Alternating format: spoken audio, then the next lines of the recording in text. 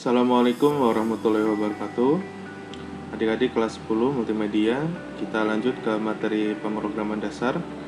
Setelah kemarin kita membahas tentang algoritma, dasar-dasar, serta flowchart.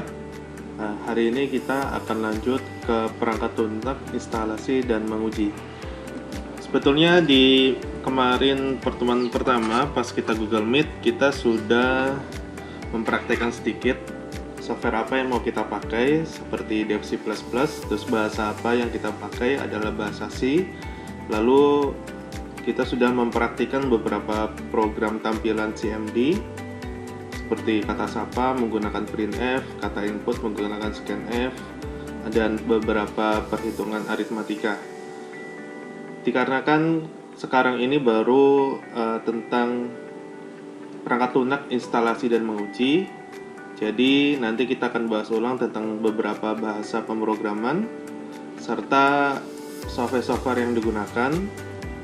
Dan bagi yang belum menginstal DevC, nanti bisa dipraktikkan di sini menggunakan PPT. Ada beberapa alur cara menginstalnya.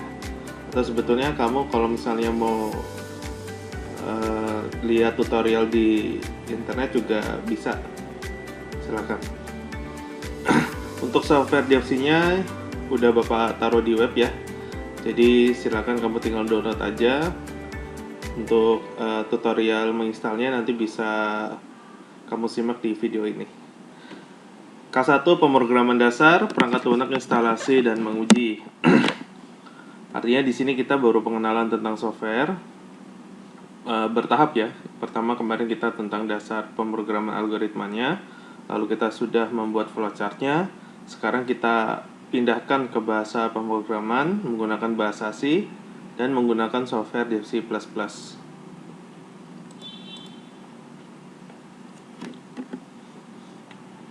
Perangkat lunak bahasa pemrograman komputer. Perangkat lunak yaitu program yang digunakan untuk menerjemahkan instruksi. Jadi dari instruksi kita, pola pikir kita ingin membuat apa, kita ubah ke bahasa pemrograman yang dimengerti komputer. Karena kita menggunakan bahasa C. Bahasa C itu adalah bahasa tingkat tinggi, artinya bisa digunakan oleh orang awam. Sebaliknya kalau bahasa tingkat sedang dan rendah itu sulit. Bahasa tingkat rendah misalnya 01, 01, dan itu banyak polanya, sehingga nanti itu juga awal mula terciptanya komputer yang dulu. Tapi kalau sekarang kita dipermudah dari berbagai software dan dipermudah juga dengan bahasa yang terbaru, sehingga kita bisa membuat software lebih mudah. Bahasa pemrograman komputer itu dibagi tiga ya. Jadi yang pertama itu ada bahasa tingkat rendah. Seperti yang tadi udah Bapak jelaskan, biasanya menggunakan kode bilangan biner 0101. Awal mula dulu. Kalau misalnya kamu perhatikan zaman dulu itu kalau mau membuat PC komputer pertama kali itu sangat besar ya. Dan kalau mau kita menginstruksikan, misalnya kita mau menginput abjad A, ada kodenya 001, 100, sekian-sekian, sehingga memperlama proses dan mempersulitkan kerja kita. Sudah berkembang, makanya semakin sekarang ini sudah berkembang tab-tab atau laptop-laptop termasuk smartphone kita. Jadi semakin kesini semakin tipis dan kecil, karena perangkat-perangkatnya juga sudah diperkecil. Lalu ada bahasa tingkat menengah, yaitu bahasa pemrograman yang mana menggunakan instruksi yang sudah mendekati bahasa sehari-hari kita. Di sini nanti kamu bisa lihat di internet ya. Jadi bahasa tingkat menengah ini kurang begitu populer karena sudah ada bahasa tingkat tinggi. Ini bahasa tingkat menengah dan bahasa tingkat rendah itu tidak pernah dipakai lagi ya. Kecuali kalau misalnya kita mau flashback ke komputer-komputer zaman dulu, atau ingin mengembangkan atau memelihara komputer-komputer zaman dulu yang masih menggunakan bahasa ini. Lalu ada bahasa tingkat tinggi yang mudah dimengerti oleh orang awam. Artinya kita bisa belajar gitu. Mulai dari awal kita nggak ngerti, kita mempelajari deklarasi sintaks-sintaknya sehingga kita bisa mempraktikkan. Nah, di antara bahasa tingkat tinggi, bahasa tingkat tinggi itu banyak ya. Ada bahasa basic, Fortran, COBOL, Pascal, Visual Basic, VLFox Pro, DLP, Python, Perl, Oracle, MS SQL. Kalau kita ingin membuat database, biasanya kita menggunakan MySQL ya, untuk melingkan. Ada Oracle. Oracle ini program-program besar yang udah sering kita pakai itu menggunakan bahasa Oracle. Contohnya Adobe dan teman-temannya, ada Informix, ada Java, PHP, ASP, XML. Di sini yang paling terkenal adalah Oracle dan Java. Jadi kalau misalnya kita sudah punya sertifikat yang mengartikan bahwa kita lulus untuk diklat Java atau Oracle, kita bisa melamar kerja di perusahaan programming besar. Tapi kalau ingin kita mendapatkan sertifikat itu sulit karena ujiannya juga sulit. Biasanya ada diselenggarakan tiap tahun dan biayanya juga mahal. Bahasa Python juga sering dipakai kadang-kadang di pemerintahan. Terus bahasa Pascal itu nggak jauh dari C++. Jadi artinya mereka ini sebetulnya punya ciri khas sendiri. Misalnya mau manggil deklarasi bilangan atau integer. Kalau di bahasa C pakai integer, kalau di bahasa Oracle dan Java itu menggunakan apa, punya persepsinya masing-masing. Jadi karena kita masih dasar, kita masih menggunakan bahasa C. Basic, Fortran, COBOL, Pascal adalah jenis program bahasa pemrograman berorientasi pada sistem DOS atau CMD. Jadi yang kita gunakan, yang muncul seperti kemarin udah kita praktekkan, itu adalah bahasa sistem DOS. Jadi perintahnya itu masih muncul dalam bentuk CMD, program komputer background layar hitam, lalu ada ketikan dari perintahnya. Sedangkan Visual Basic, VisualFox Pro, DLP adalah jenis program yang berbasis Windows. Kalau nanti kita sudah di semester 2, kita juga akan belajar tentang menggunakan Visual Basic. Bedanya adalah Visual Basic itu tampilannya karena berbasis Windows, jadi sudah langsung tampil bentuk-bentuknya seperti aplikasi. Misalnya kita mau membuat tombol next, ada tombolnya, atau membuat tombol pilihan apa juga ada tombol-tombolnya. Yang di dalamnya udah kita masukkan program. Jadi artinya udah ada tampilan. Tapi kalau misalnya kita masih belajar bahasa C++, itu masih program pada sistem DOS. Nah, bahasa pemrograman C++ itu adalah sebuah bahasa pemrograman yang memiliki banyak dialek, seperti bahasa orang yang banyak memiliki dialek. Dialek itu artinya punya ciri khas masing-masing ya. Misalnya orang Jawa pasti punya ciri khasnya, orang Sumatera dan yang lain-lain. Makanya kita juga harus mengerti dari perintah-perintah yang dimengerti sama bahasa itu sendiri. Banyak banget perintah-perintah yang sama perintahnya tapi beda jenisnya. Misalnya kita menggunakan gets atau printf. Itu adalah perintah untuk menampilkan di bahasa C. Tapi kalau gets itu punya ciri khas sendiri dan printf itu punya ciri khas sendiri. Nanti di pembelajaran Bapak, setelah nanti kita sudah belajar tentang teori, kita nanti coba beberapa praktek. Ada modul praktek yang bisa buat kalian latihan. Ada kode-kodenya juga. Dan sebetulnya juga kamu bisa belajar lebih ya. Kamu bisa beli buku yang dari Pak Rinaldi, karena di situ banyak contoh-contoh program. Intinya banyak latihan kan. Kalau udah terbiasa juga udah ngerti itu apa namanya stdiolib, stdoh, conio dan yang lain-lain. Nah, bahasa pemrograman C++ itu diciptakan tahun 1983. Adapun keistimewaan dari C++ adalah dia itu mendukung pemrograman berorientasi objek. Artinya ini pemrograman orientasi objek itu kalau misalnya nanti kamu kuliah itu jadi satu mata kuliah sendiri ya. Jadi apapun software yang sekarang itu lebih berorientasikan pada fungsi utama masing-masing. Jadi dan C++ itu keunggulannya adalah dia itu lebih teliti. Kalau misalnya ada yang lupa satu aja, dia akan mengingatkan, misalnya titik koma atau misalnya ada yang kurang, sehingga bahasanya itu lebih rapi, terstruktur dan meminimalisir dari error atau syntax error gitu ya. Lalu ada perbedaannya. Ada dulu namanya C, lalu sekarang ada C++. Meskipun bahasa-bahasa tersebut menggunakan sintaks yang sama, tetapi memiliki perbedaan. Kalau C itu prosedural, sedangkan C++ itu berorientasi objek. Jadi perbedaan yang lain juga, C++ itu mempermudah kita. Kalau misalnya kita buka kurung kurawal, nanti dia juga udah ngingetin ada akhir kurawal. Kita buka kurung, nanti dia udah ngingetin ada tutup kurung. Jadi seperti itu. Nah, saat ini banyak compiler C++.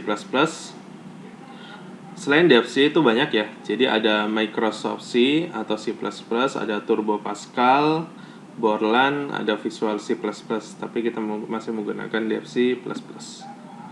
Nah, baik. Nanti selanjutnya kita perhatikan gimana caranya menginstal DevC++ dan cara mengcompile program tersebut. Nah, lalu ada software. Software adalah seperangkat instruksi mesin yang digunakan untuk menjalankan operasi komputer. Software yang tadi kita udah bahas tentang bahasanya, lalu kita menggunakan software yang menerjemahkan bahasa tersebut. Karena software yang kita pakai adalah DevC++, jadi nanti tutorial untuk menginstalnya adalah DevC++. Nah, di sini ada Turbo C++, dikeluarkan tahun 92. Cara penggunaan mengoperasikan. Ini contoh dari Turbo C++. Nggak jauh beda sebetulnya sama DevC++, cuman tampilan DevC itu lebih bagus. Kalau ini kan seperti tampilan BIOS. Dan kode programnya juga nggak jauh beda karena bahasa yang digunakan adalah bahasa C. Seperti ada include stdoh, include conio. Di sini ada void jumlah, integer A, integer B. Ada void kurang, void kali, void bagi, dan di sini ada pilihan angka. Ini menggunakan program kalkulator ya. Jadi kamu nginput angka berapa aja, lalu dia akan menampilkan tulisan seperti ini ya. Jadi kamu mau ngapain, mau jumlah, mau ngurangi, mau ngali atau mau bagi, itu semuanya ada di program yang dibuat ini. Seperti itu. Jadi nah, kalau misalnya semua programnya udah kita buat, lalu kita mengcompile. Sama ya, kalau di DevC itu menggunakan F10, di sini F9. Oke. Maka tampilannya seperti ini ya. Ini kalau pakai Turbo C++.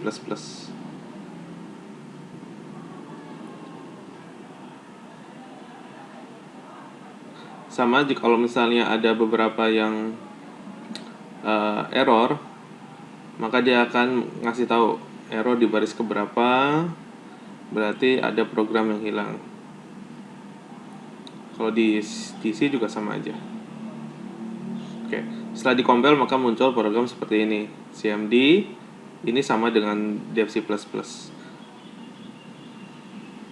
Pertama dia mau pilih dulu, tentukan pilihan kamu dari nomor di atas, maka dia pilih 4. Pembagian berarti program yang digunakan adalah program pembagian karena dia udah ngetik 4.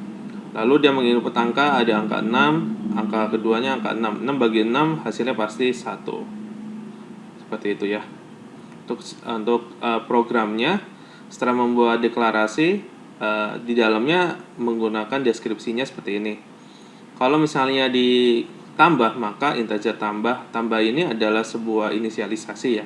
Tambah yaitu berarti A tambah B. Jadi inputan A tambah B maka akan menghasilkan, lalu akan muncul printf, lalu dipanggil si tambahnya ini untuk menampilkan data tersebut. Lalu untuk program kurang juga sama, A kurang B. Kalau kali C dikasih bintang. Kalau bagi itu tanda kurung ya, tanda kurung seperti ini, X bagi Y. Nah, maka akan menampilkan sebuah program. Ini udah jadi program kalkulator. Artinya kamu sudah bisa membuat program. Oke, lalu kita bahas tentang DevC. DevC itu adalah IDE yang dilengkapi dengan JNU compiler yang baru ya. Jadi ini lebih terbaru dari Turbo C++. Nah, fungsinya adalah untuk menulis program, compile program, melakukan pengujian program, mengaitkan objek, menjalankan program, Oke, kita mulai dengan setelah kamu download yang ada di web yang udah Bapak kasih ya. Kalau misalnya kamu belum menginstal, pilih aja installernya, lalu klik 2 kali, pilih English, nggak ada Indonesia ya. Setuju. Setelah itu centang semua, oke. Simpan di mana terserah installannya. Oke, apakah kamu mau menginstal Dev C++? Iya, lalu jalankan. Ini seri yang 499. Yang udah Bapak share itu yang seri 5.11 kalau nggak salah. Oke. Lalu kita menggunakan bahasanya, mau pakai bahasa apa terserah. Oke. Kalau kita ingin membuka project baru, maka kita pilih file, pilih new, pilih project. Kalau kita ingin membuat source code dari file yang udah ada, maka pilih source file. Artinya kita cari file yang udah ada ya. Nah, di sini ada beberapa tampilan, mau menggunakan tampilan console project atau C++ project itu bisa jadi pilihan kalian terserah. Tentukan tempat filenya. Setelah kamu membuat programnya harus disimpan dulu ya, F9 atau langsung disimpan bisa, baru dikompil F10. Di sini ada include stdoh, ini deklarasi awal, include stdolib, sama ini sama saja ya. Lalu integer main, lalu ada integer argc, char, argv. Nah, lalu setelah itu disimpan. Oke, setelah disimpan maka karena itu programnya masih dasar ya, nggak ada program intinya, ini masih deklarasi. Jadi belum ada program yang dijalankan. Bentuk tampilannya seperti ini. Kalau tadi kita di ending pakai gets, maka tampilan press any key continue itu hilang. Kalau nanti kamu udah punya banyak program, biar programnya nggak langsung terus jalan, kamu harus nambahkan sistem pause atau return 0. Jadi programnya ke pause ke situ dulu. Oke, kurang lebih seperti itu. Jadi materi kita kali ini adalah pembahasan tentang bahasa, lalu software yang kita gunakan. Sudah jelas bahasa yang kita gunakan adalah bahasa C, C++, lalu software yang kita gunakan adalah Dev C++. Tugas kamu yang masih belum menginstal, silakan install, dan nanti kita lanjut ke materi selanjutnya. Kamu bisa uji coba, kamu bisa praktik, cari-cari aja program-program dasar Dev C-nya di internet, kamu bisa coba-coba untuk mengkompil. Atau kalau misalnya kamu mau coba membuat program, silakan ya. Kurang lebihnya seperti itu. Terima kasih untuk pertemuan kali ini. Kita Bapak tutup ya. Assalamualaikum warahmatullahi wabarakatuh.